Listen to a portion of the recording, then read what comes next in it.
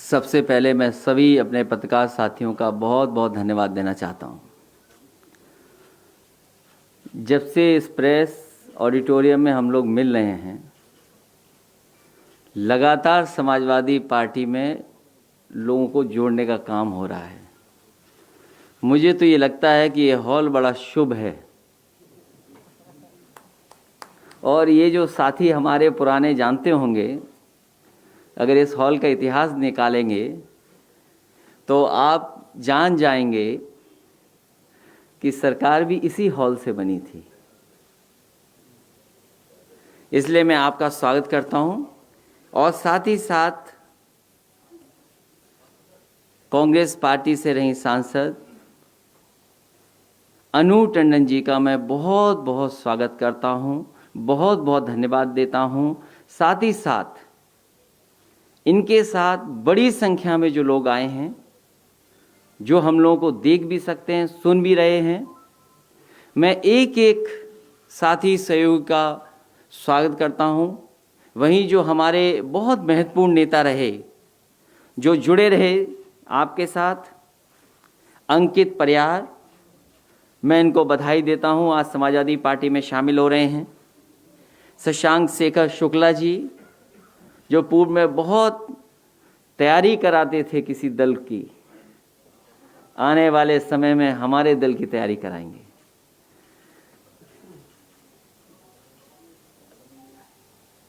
आज जो हमारे साथ हैं, उनका परिचय आप सब जानते हैं और एक समय ऐसा था कि उस क्षेत्र से मैं जब निकलता था, एक्सप्रेसवे नहीं बना था, जब मैं उस रास्ते से गुजरता था, मैं कुछ भी कहूं लोगों से, मैं अपनी पार्टी की भी बात करता था, गांव-गांव में रुकता था। उस समय सबसे पहले परिचय अगर किसी ने मुझे दिया था इनका, तो वो गांव में रहने वाले लोग, गरीब और एक एक उन्नाव के जो रास्ते में मिलते थे, उन्होंने बताया कि असली काम कोई कर रहा है तो वो यहाँ के नेता, यहाँ के अनु टंडन जी सेवा कर रही हैं उनका। मैंने एक बार कोशिश की कि रास्ता बदल करके मैं जाऊं, सफीपुर होकर के मैं निकला और उस तरफ भी जब जानकारी मुझे उस समय मिली, जब आप कोई नहीं सोच सकता था कि कांग्रेस पार्टी यहां से जीत सकती है। एक एक गांव में जहां मैं रुका, और उस समय मुझे याद है एक आम का बाग था, उसके पास मैंने एक बहुत गरीब इंसान से पूछा, क्योंकि जब गाड़ी देख लेता है गरीब तो समझ जाता है कि वही बोलो जो अच्छा लगे इनको। तो थोड़ी देर तक तो वही कहा उसने, लेकिन मैंने उससे कहा कि सच बताओ यहां कौन जीतेगा। उन्होंने कहा कि आपकी पार्टी तो नहीं जीत पाएगी, मेहनत कर रही है, यहां से अनु टंडन जी जीत करके जा रही हैं। तो सोचिए, इन्होंने उस समय से काम किया। राजनीतिक परिस्थितियां बदली हैं, मुझे खुशी है जमीन पे काम करने वाली और महिलाओं के बीच में काम करने वाली, लगातार सरकार में हो नहीं हो, सांसद हो नहीं सांसद रहें, लेकिन मदद करती रहें, क्षेत्र के लोगों से जुड़ी रहें, ऐसी नेता हमें मिली है। मैं इनका स्वागत करता हूं, बहुत बहुत बधाई देता हूं और हमें उम्मीद है कि आपके आने से पार्टी को ताकत बनेगी, ताकत मिलेगी और यही प्रयास हमारा रहेगा कि अच्छे लोगों को पार्टी से हम जोड़ें। और जब अच्छे लोग पार्टी से जुड़ेंगे तो बहुत सारे समाज के अच्छे लोग ये चाहेंगे कि एक अच्छी सरकार प्रदेश में बने। ऐसी सरकार न बने जिसे पता ही नहीं है कि क्या कर रही है सरकार। उनकी भाषा सुनिए, उनके शब्दों का चयन देखिए, मानने को तो दिव्य शक्ति है उनके पास, लेकिन शब्दों में वो दिव्य शक्ति नहीं दिखाई देती है। ठोक दो जिसकी भाषा हो, तो सोचो प्रदेश को कितने बड़े बदलाव की जरूरत है। इस प्रदेश में एक्सप्रेसवे बने, इस प्रदेश में खुशहाली के रास्ते पर ले जाएं, इस प्रदेश में इंफ्रास्ट्रक्चर का काम हो, इस प्रदेश में एजुकेशन के क्षेत्र में काम हो। आज सबसे जरूरत जो आने वाले समय में हमें लगातार जिसकी जरूरत रहेगी, वो हमारी मेडिकल फैसिलिटीज हैं। स्वास्थ्य की सेवाओं की हाल कैसे स्थिति सुधरे? लोगों को इलाज नहीं मिल पा रहा, इलाज के अभाव में जान जा रही है। और जितना इस बीमारी ने कंफ्यूजन किया है, दुनिया भर में इस पर बहस चल रही है, लेकिन जिस तरीके से हम लोगों को, आम लोगों को, सभी प्रदेश के और देश के नागरिकों को भारतीय जनता पार्टी ने ऐसे ही छोड़ दिया। और अब तो इस बीमारी का प्रकोप बढ़ता चला जा रहा है। जहां से चली थी बीमारी, सुनने में आ रहा, अखबारों में पढ़ने का मौका मिल रहा है, वो वहां पर और फैल रही है। वहां पहले फैली थी, तब हमारे बीच में आई थी। अगर दोबारा लॉकडाउन होगा और कहीं हमारे जो बहुत जागरूक लोग हैं, बहुत समझदार लोग हैं, वो बस चुटकी बजा करके लॉकडाउन कर देते हैं, अगर कहीं ऐसा हुआ तो सोचो हमारे पेट का क्या होगा, रोजगार का क्या होगा। इसलिए बड़े सवाल हैं। इन सब बड़े सवालों का जवाब ढूंढते ढूंढते हम अच्छे लोगों को जोड़ते रहेंगे। मुझे खुशी है इस बात की कि आज पूर्व सांसद अनिल टंडन जी हमारे साथ हैं, उनके बहुत सारे सहयोगी साथी साथ हैं, आए हैं। एक कई संख्या में लोग इसमें नहीं बैठा सकते थे, बगल के हॉल में सब बैठे हैं। मैं उन सब का एक एक साथी का स्वागत करता हूं, बहुत बहुत बधाई देता हूं।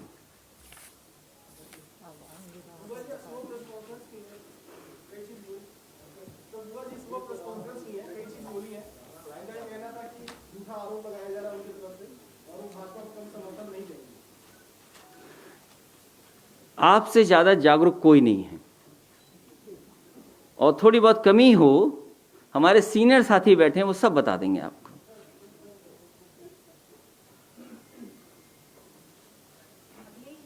आज मायावती जी ने जिस तरीके से ये कहा कि समाजवादी पार्टी को, क्योंकि वो एंटी दलित माइंडसेट रखते हैं, समाजवादी पार्टी को हराने के लिए हम बीजेपी के साथ जाएंगे। दोबारा जिस तरीके से आज उन्होंने इस बात को कहा, आप किस तरीके से देखते हैं? आज के मैं जिस समय समझौता किया, और समझौते से पहले भी समाजवादियों ने, चाहे नेताजी और उससे पूर्व में जितने भी हमारे समाजवादी नेता रहे, और याद कीजिए मैं पूरे चुनाव में ये बोलता था कि हमारे जो साइकिल के दो पहिए हैं, ये पहिए तभी मजबूत दिखाई देंगे जब डॉक्टर भीमराव अंबेडकर जी की विचारधारा और डॉक्टर राम मनोहर लोहिया जी की विचारधारा दोनों मिलकर के काम करेंगी।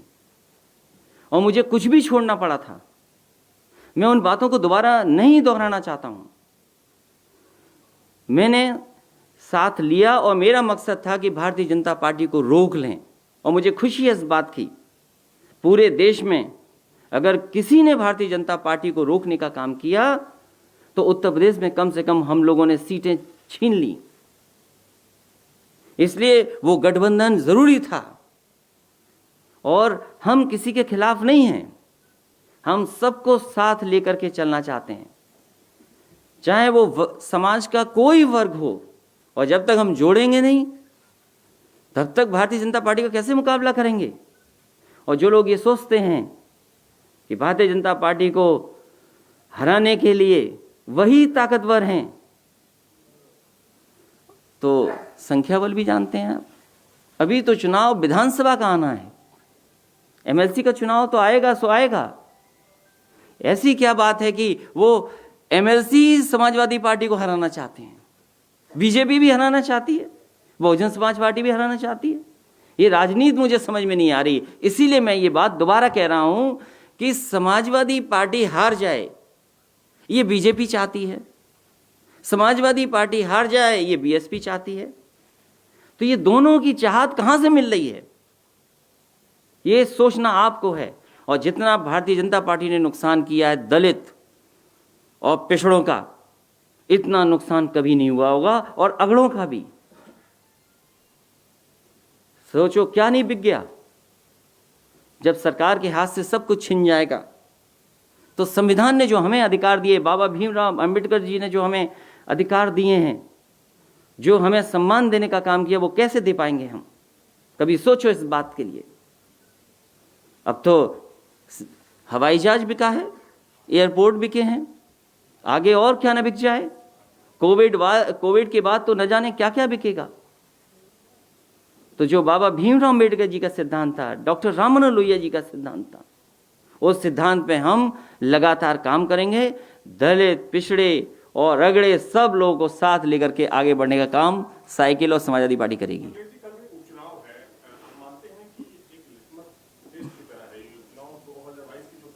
ये लिटमस टेस्ट है, इसीलिए आपने देखा होगा कि पूरी सरकार लगी है चुनाव हराने में। सरकार के जितनी भी मशीनरी है, कोटेदारों से कह रहे हैं, अरे कोटेदारों को कोटा बांटने दो। कोटेदारों से कहा जा रहा है कि 100 वोट दे दीजिए, दिलवाइए हमें 200 वोट। प्रधानों को कहा जा रहा है। तो ये तो पुराना तरीका है, लेकिन मुझे खुशी है इस बात की कि पूरे प्रदेश की जनता इंतजार कर रही है कि कब भारतीय जनता पार्टी को सबक सिखाने का मौका मिले। ये 7 जो विधानसभाएं हैं, ऐसा सबक सिखाएगी जनता, आप देखिएगा जब परिणाम आएगा। अनु जी, आप एक लंबे समय से कांग्रेस में रही हैं, महिला है, एक लोकप्रिय नेता है। उरई में का जो जिलाध्यक्ष था कांग्रेस का, वो छेड़खानी के मामले में गिरफ्तार हुआ है। प्रियंका गांधी हर महिला मुद्दे पर मुखर होती रही है, लेकिन इस मुद्दे को लेकर उन्होंने कुछ नहीं बोला है। ये दोहरा रवैया जो है महिलाओं को लेकर, इसको कितना सही मानते हैं? सबसे पहले मैं आपको बताना चाहती हूँ कि मैं समाजवादी पार्टी में हूँ, और दूसरी चीज़ ये है कि वहाँ पर कई ऐसे रवैये हैं जिससे मैं दुखी थी। बाकी जवाब आपके पास है। सोनिया जी की और राहुल जी की बात की, उनके साथ में काम करने का मौका मिला, क्या आपकी नाराजगी प्रियंका गांधी से? जी नहीं, प्रियंका गांधी जी के साथ मुझे ज़्यादा काम करने का मौका नहीं मिला, तो मैं टिप्पणी नहीं करना चाहती हूँ। प्रियंका गांधी जी अभी आई हैं और राजनीतिक तौर पे वो अभी उन्होंने कमान संभाली है, लेकिन उन्होंने जो संगठन तैयार किया है उनको शायद बरगलाया गया हो या जो भी वजह हो, लेकिन यहाँ उत्तर प्रदेश का संगठन किसी लायक का नहीं है जो अपनी जनता के लिए कुछ आगे हम भविष्य देख सके। अरे तुम क्या कर रहे हो भाई? ऐसा है कि आप, अरे तुम्हें सवाल पूछना चाहिए बीजेपी से के लिए, वो नहीं पूछ रहे हो। नहीं पूछने दीजिए। ऐसा है कि उन लोगों की इच्छा है कि वो लाइमलाइट में आए, उसके अलावा वो दूसरा कोई काम नहीं करते। क्यों बेकार टाइम वेस्ट कर रहे हैं आप उसका? अच्छा देखिए, ये देखिए, आप लोग बहुत समझदार हैं, जागरूक हैं। आपको सरकार का पूछना चाहिए। ये जो सरकार है क्या कह रही है, भाषा मैं इस्तेमाल नहीं करना चाहता। आप बताओ बेटी कहाँ सुरक्षित है? जो सुप्रीम कोर्ट के उस समय जज थे, उन्होंने तारीफ की थी 1090 की। कल मैं 1090 के बगल में से निकल रहा था तो 1090 बंद कर दी, एक नई झोपड़ी लगा दी है, 2 मंजिला झोपड़ी। देखिए आपने, तो क्या उससे रोकेंगे आप? One of the best scheme थी वो कि 1090 से बहुत सारी हमारी बहनों की, बहुत सारी हमारी माताओं की मदद हो रही थी। और मैं तो आपसे कहूँगा एक बार डेटा देखिए आप उसका, जो हमारी सरकार में 8 लाख बहनों की मदद हुई थी। तो वो तो कर नहीं पा रहे हैं, और जहाँ मुख्यमंत्री जी जाते हैं वहीं हत्या हो जाती है। वो लोग कल गए थे, हत्या हुई कि नहीं हुई? बगल में लोगों ने एक मजदूर को मार दिया। जब मुख्यमंत्री जी गोरखपुर जाते हैं, बताओ हत्या होती है कि नहीं होती है? मैंने आपसे कहा अगर मुझे गैर कानूनी कोई चीज ढूंढनी पड़े, किसी की भी गैर कानूनी निकाल लोगे क्या? नहीं जेल में हैं लोग? क्या आजम खान साहब अगर सरकार होती तो दूसरे लोग जेल में होते कि नहीं होते? आप फर्जी बना दे रहे हैं, आपका अधिकारी, आपके सब कुछ लाओ, जिसके चाहो कहो वो कर देती है सरकार। क्या नहीं किया सरकार ने? तो सरकार ऐसी है। मैं जानता हूं सरकार क्या चाहती है। सरकार विकास पे नहीं चाहती बहस। सरकार किसान की आय दोगुनी कब होगी उस पर बात नहीं करना चाहती। कभी हमने सपना देखा था कि गाजीपुर में मंडी बनेगी, सुल्तानपुर में मंडी बनेगी, आजमगढ़ में मंडी बनेगी। क्या ये लंबी लंबी बात करने वाले लोग क्या मंडी के लिए जमीन ली है? कहते थे एक्सप्रेसवे सस्ता बनाएंगे।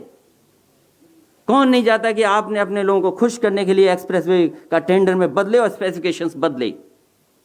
आप टेक्निकल स्पेसिफिकेशन में बात कर लीजिए। कोई अच्छी कंपनी आपके यहाँ काम करने क्यों नहीं आ रही है? क्यों नहीं आ रही है? आप बताइए। आप सवाल करिए कि ग्रीन जो सोलर में इन्वेस्टमेंट होना था, बड़ी बड़ी बातें की गई। एक यूनिट भी अगर बनी हो तो बता दो हमें आप। इस सरकार ने अगर एक यूनिट भी बिजली बनाई हो तो बताएं। चाहे वो मुनव्वर राणा साहब हों, चाहे आजम खां साहब हों, मैं जानता हूं सरकार क्या चाहती है। सरकार ये भी याद रखे कि सरकारें आती हैं जाती हैं, अधिकारियों को इतनी ताकत दे दोगे आप, इतना दबाव बना करके जो चाहोगे वैसी रिपोर्ट लिखवा लोगे और कार्रवाई कर दोगे, तो न जाने कितनी इलीगल चीजें हैं। आप पता कर लीजिए शुक्लागंज कौन सा लीगल है पूरा। सरकार चाहेगी तो नुकसान कर देगी। सरकार जब चाहती तब ठेला हटा देती, आज ठेले लगे हुए तो लीगल है। सोचो आप। और आपके तो साथी खुद ही जेल गए हैं कई, तब भी नहीं सोच रहे आप। आपके कई साथी अभी भी जेल में हैं, जब छूटेंगे तो हम मिलेंगे उनसे। नहीं, इन्होंने तो किताब लिखी है, अच्छी किताब तो लिखी, आपने तो नहीं जाओगे। उसी का नुकसान हो रहा है, तो ज्यादा मत लिखो।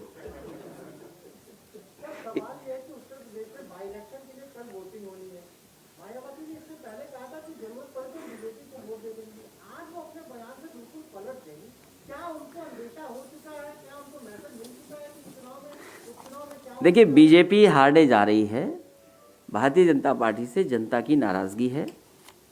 किसी सवाल का जवाब भारतीय जनता पार्टी के पास नहीं है। इसलिए उत्तर प्रदेश को, देश को भारतीय जनता पार्टी से बचाना है। ये हमारे लिए, आपके लिए और हम समाजवादियों के लिए बड़ा मुद्दा है। देश का संविधान खतरे में है।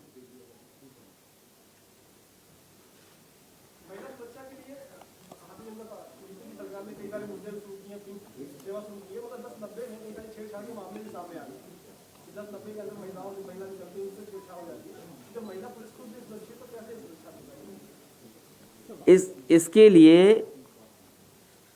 सरकार को जिम्मेदारी निभानी पड़ेगी और कहीं ना कहीं जो पहले से व्यवस्था है उसको और अच्छा बनाएंगे तो मैं समझता हूं महिलाओं की सुरक्षा और बढ़ेगी। मैं आप सभी पत्रकार साथियों का बहुत बहुत धन्यवाद देता हूं और जो इस हॉल में आए उन सब का स्वागत करता हूं। साथ ही मैं दो साथी हैं, उनसे कहूंगा कि आ जाए पीछे। आ जाओ, आ जाओ। हाँ, नहीं, आ जाओ, आइए आइए। तो मैं